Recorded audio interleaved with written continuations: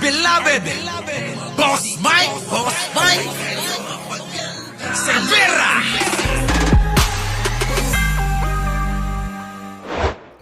Naggutin ni Laila De Lima at Chel Jokno si Vice President Sara Duterte Nako. matapos nilang tanggapin ng pagiging House prosecutors sa impeachment trial ng Vice.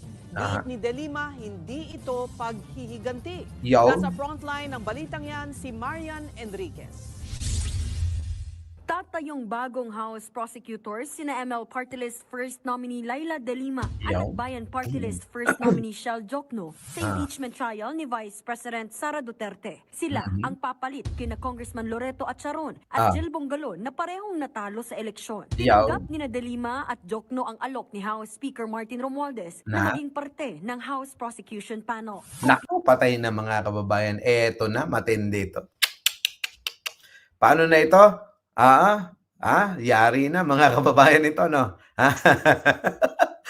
Puro magagaling ho yung mga yung mga papalit no? Kung magaling ho yung una, mas magaling pa ho ito. Opo, mga kababayan. Sige na. Eto na, sabi ni Isidra, Lenny 2028, Bam 2028. Nako, ayos yan. Sige, kahit sino ho. Ito kahit ho sino. Dahil ang posisyon ko lagi, tandaan po ninyo. Dahil etong si Pangulong Bongbong Marcos, mga kababayan, ay hinalal ng taong bayan. Gaano man lang at irespeto natin yung kanyang pagkapanalo bilang Pangulo. Di po ba? Hindi po yung lagi na lang tayo kontra ng kontra dahil wala naman na maitutulong. Ang nangyayari mga kababayan, yung pagiging epal ng mga DDS, ang nagbibenepisyo po, mga kababayan, hindi o taong bayan. Kung hindi yung, sila Aling Buday, ang mga Duterte. Sila ho nagbibenepisyo. Saan? Sa ginagawang pagsuporta ng mga uto-uto, mga mangmang na tao dito. Kasi mga kababayan, tandaan niyo po ito. Itong sasabihin ko.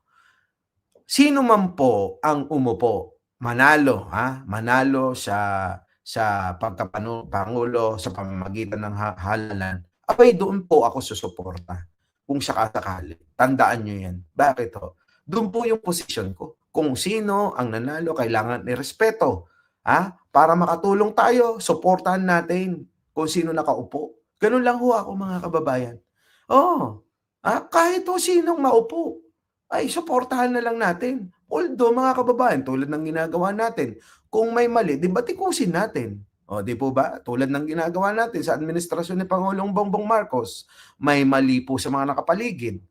Di ba? Tulad ni Lagdameo. Batikusin natin. Ganun po yun. Hindi ho tayo magtutulog-tulugan din Opo, wag ho tayong magpaalipin sa mga politiko. Bakit ho? Ulitin ko. Yung pagsuporta natin ng kapakinabangan niyan, mga kababayan, kung lalot mga oposisyon niyan, tulad nilang mga Duterte, sila hong mga Duterte ang nakikinabang. Hindi po ang mamamayan. Di po ba? Pero kung ang susuportahan po natin ay ang gobyerno mismo na nakaupo at lihitimo na nahalal ng taong bayan, mga kababayan, ang magiging ang magiging benepisyo po nun, hindi po ang pamahalaan. Dahil pribilehiyo niya po yun na suporta natin. Ang benepisyo po nun, taong bayan. Tandaan nyo yan. Opo, iba ho yung nasa oposisyon kayo tulad na kumakampi kayo dito sa mga Duterte na mga gustong agawin at pabagsakin ang gobyerno. Ano ang benepisyo ng taong bayan doon? Lalo lang ho tayong mahihirapan sa pag-unlad. Kung tayo mga kababayan, sumunod tayo sa proseso na suportahan natin kung sino nakaupo. Mga kababayan, yun ay may benepisyo sa taong bayan, hindi po sa politiko. Di po ba? Kung ano man, yung benepisyo ng politiko na nahalal, pribileyo niya ho yun. Dahil siya ho'y hinalal Siya ho'y nanalo. Pribileyo niya ho yung pagsuporta natin. Di po ba? Ayan po, maliwanag po mga kababayan Kaya kung sino ho manalo, sino maupo sa darating na 2028, suportahan natin kahit ayaw natin. Bakit ho? Yun ho yung tinatawag ho na pribileyo niya ho yun na suportahan natin. Hindi ho tayo kukontra. Yung pagkontra natin, ang benepisyo nun, mga kababayan, yung pong mga oposisyon na gustong pabagsakin ng gobyerno. Di po ba? Napakasimple lang. Sige, eto na. Tuloy. Buday. Piyansa raw silang malakas ang ebidensya laban sa vice-presidente. Patay. Kahit maraming magiging kaalyado si VP Sara sa Senado na tatayong impeachment court, magiging malaking bagay pa rin daw ang opinyon ng publiko. Correct. Ayan mga kababayan ang sinasabi ko na malaking bagay talaga ang alin, ang opinyon nating mga Pilipino, mamamayang Pilipino pagdating po dito sa gagawing impeachment dito kay Aling Buday. Di po ba? So yan mga kababayan, magbabantay ho ang taong bayan. So ako'y naniniwala, ulitin ko, na magiging patas pa rin sana yung paglilitis kay Aling Buday. Sana'y magbase ang mga senador sa mga ebidensya. Huwag po sanang isara ang isipan nila dahil kakampi nila at kaalyado nila. Kundi dapat ang isipin nitong mga hinayupak na mga nanalong mga senador at mga incumbent na senador, mga kababayan, ay yung kapakanan ng taong bayan. Hindi po yung pansariling interes ng kanilang partido, ng kanilang sariling, mga kababayan, kapakinabangan. Sige, tuloy. Ultimately, huhusga ay yung taong bayan. Correct. Pero kung magkamali ang Senado, magkamali ang majority ng mga senator sa pagpasya, either for acquittal or for conviction, ay ultimately mananagot sa taong bayan. Yan, mga kababayan. Kaganda ng sinabi ni Laila de Lima na yan.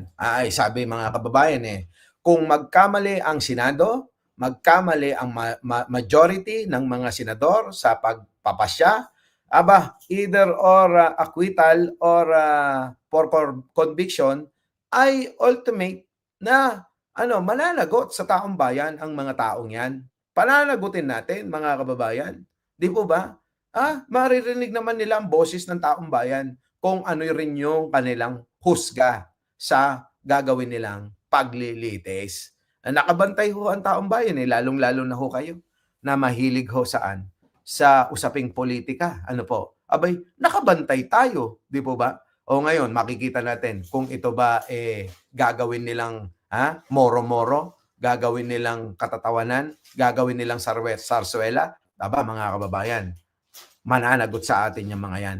Yan po yung ibig sabihin ni Laila de Lima. Di po ba? So mga kababayan, ano pong masasabi nyo dyan? Nako, mga kababayan, ewan ko na lang kung sila pa'y lulusot pa dyan.